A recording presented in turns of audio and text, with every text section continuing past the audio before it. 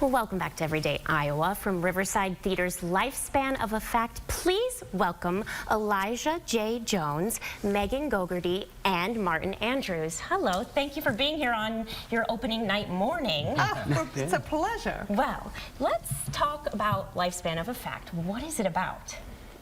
Yeah, my character, John, has written a beautiful essay. And Megan's character, Emily, is going to publish that essay in her literary journal. But it just needs one quick fact check, and it has to be done by Monday. And so in comes the intern, Elijah's character, Jim, and the quick fact check turns into quite an extensive fact check that grows and grows and grows, and then they all end up in Las Vegas together trying to hash this out. Hilarity ensues, and it really becomes a question too about the difference between fact and truth. So that's hard to wrap your mind around, that statement.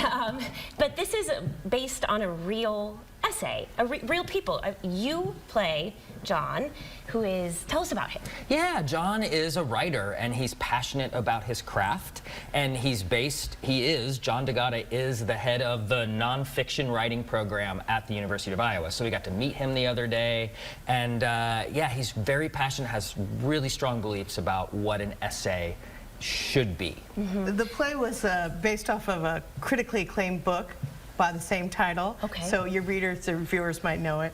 And it's very funny. It's deeply hilarious. Especially these two Jim-O's right here are so funny. And who is Jim? You're right. So Jim Fingal in real life was the fact checker that fact checked this piece, and as John and Jim were working together in real life, they sort of came to this debate over what is more important when retelling a story like this. Even if it's based on a true story, can you fabricate things to make a greater point about life?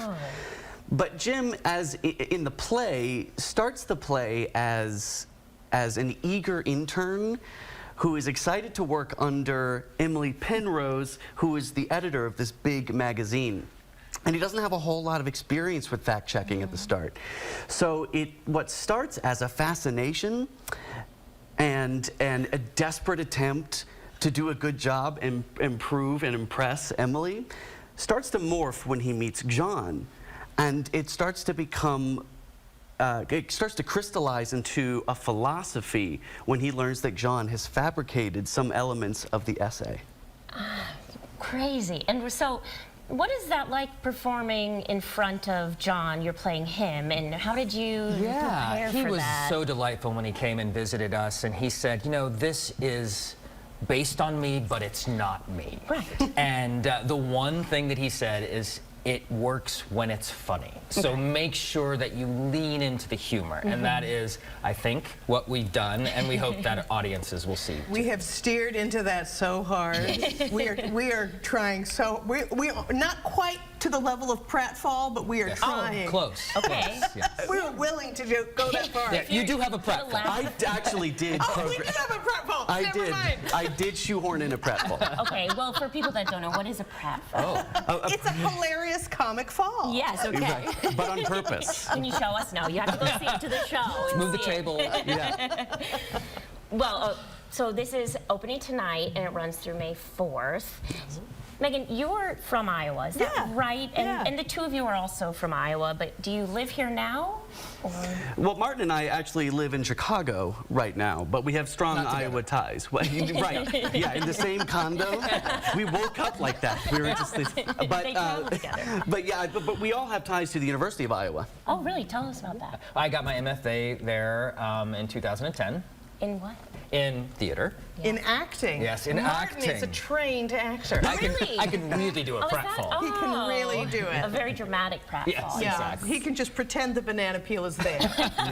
Impressive. And I'm a lot less impressive. I need the banana peel. And yes, I got a BA in theater as well. I was a non-traditional student, though. I went when I was 21 years old. I went when I was 30. Hey! So, Congratulations to us. You can go to school when you're 30. Yes, you can. Lifelong learner, Catherine Blades. Well, thank you. you're a professor, is that right? I am. I already know everything. Right. There's nothing more for me to learn in You don't life. need to do the pratfall. You just No, I'm a professor in the theater department, and mostly what I do is comedy and playwriting, right? That's my focus. I haven't said other people's lines really in about a decade. And so this is my first time back on stage as an actor. And you know what, Kevin? They don't let you make up your own lines. They really You have to don't. learn the other lines Yes. that they've written for you. So that has been very challenging. But luckily, the reason why I agreed to do it is because Martin and Elijah, and I mean this sincerely, are such wonderful, funny actors and beautiful human beings. I can tell. And so I was like, we're going to have, and we have the best time. You should have heard us cackling Yeah, in your lobby. It's just a joy. This All whole right. presence has been a joy. 30 seconds. Why should people come see Lifespan? You. Oh, because it is so funny and it will make you think. It's like a full meal. I love We've it. got a talk back. Yes. Oh, tomorrow. Yeah. Tomorrow with John. John will be there, the real life. You can compare me to him. And then the second Sunday, Miriam Gilbert, who is just this genius theater, former theater professor at the University of Iowa, is going to do a talk back too. And you can get tickets at riversidetheatre.org. Yes. Did I say that right? Yes. Yes. Okay. And the box office, call them, go see Lifespan of a Fact. It's a really cool story. I'm excited. Yay. Thank you guys for being here. Thank you so much. Yes. Happy opening. Break a leg. Okay.